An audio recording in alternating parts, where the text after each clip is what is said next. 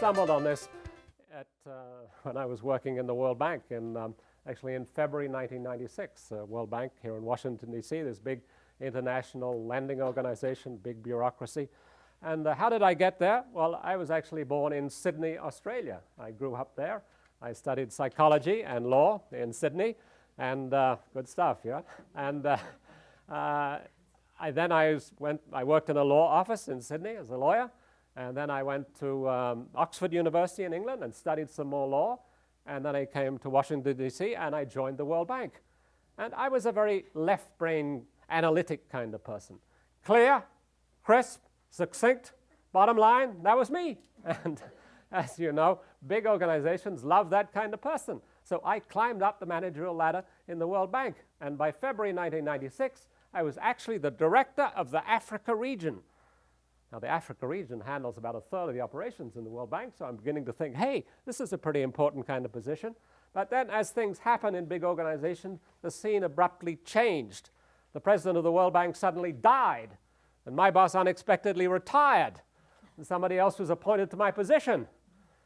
See things not going too well for me now in the World Bank. So I went to see the top management and asked them, do you have anything in mind for me? They said, not really. You know, it happens in big organizations, but I pressed them a bit, and eventually they said, why don't you go and look into information? Now, February 1996, information in the World Bank had the status of like the garage or the cafeteria. So I was not being offered a promotion here. I was being sent to Siberia. But I was kind of interested in information, and I went to look into information, and I saw a scene probably familiar to many of you. We're drowning in information all over the place, couldn't find anything.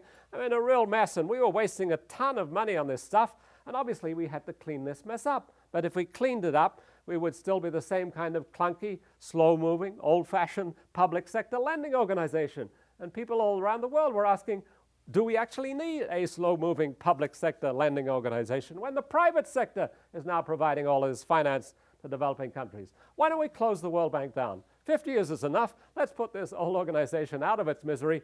We do not need this organization anymore. So simply making this organization more efficient, saving it some money wasn't going to solve our problem. We actually had to find a different role in life. So I had another thought. I said, why don't we share our knowledge?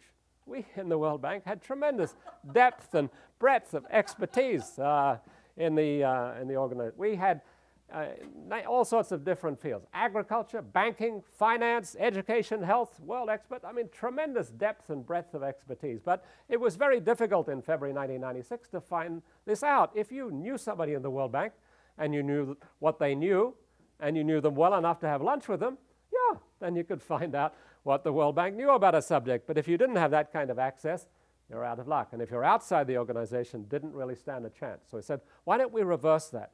Why don't we make it very easy for anyone to find out what we know? Then we could actually be a pretty interesting organization, even an exciting organization. Let's become a knowledge-sharing organization.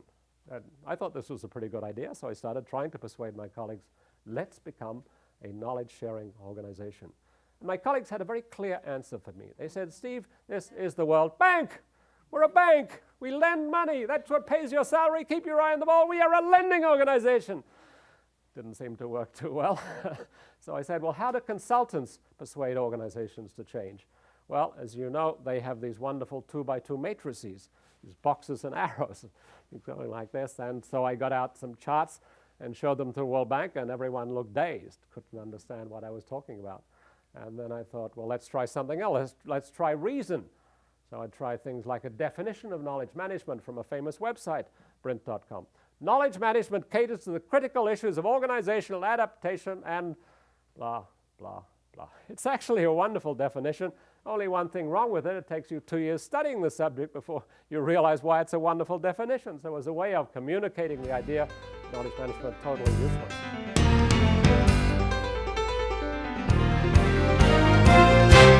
Then I stumbled on something else. I'll be talking about the future and the future of the World Bank and what's it going to be like. Well, I said it's going to be like today. Let me tell you about something that happened just a few months ago. In June 1995, a health worker in a little village in Zambia in Africa logged onto the website for the Center for Disease Control in Atlanta, Georgia, and got the answer to a question on how to treat malaria. Now, that was June 1995, not June 2015. This wasn't the capital Zambia was a little place 600 kilometers away. And this is not a rich country. This is Zambia, one of the poorest countries in the world.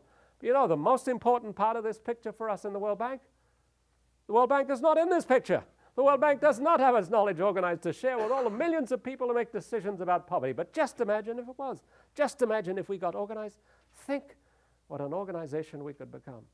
And yeah, that started to resonate first with staff, and then managers, and then senior managers, and then the president of the World Bank heard about it, and he said, right, let's do it. He went to the annual meeting of the World Bank, October 1, 1996, here in Washington, D.C., huge public occasion, 170 finance ministers, all their entourages, massive public occasion. He announced, we are going to do this. We are going to share our knowledge with the world. We are going to become the knowledge bank. And when the people who'd sent me to Siberia just a few months before this announcement heard this announcement, they were horrified because this was the worst case scenario. This was the nightmare they'd been worried about because now the man from Siberia was back. And not only back, but has somehow managed to co-opt a whole group of staff and managers and now even the president to pursue this crazy idea of becoming a knowledge-sharing organization. Now, this wasn't the end of the war. This was just the beginning of the war. This is when they started to use real bullets instead of rubber bullets because now there was a risk this thing might actually happen. And I found to my astonishment that the only thing that enabled me to prevail in the battles that took place over the next 4 years was the ability to tell a story.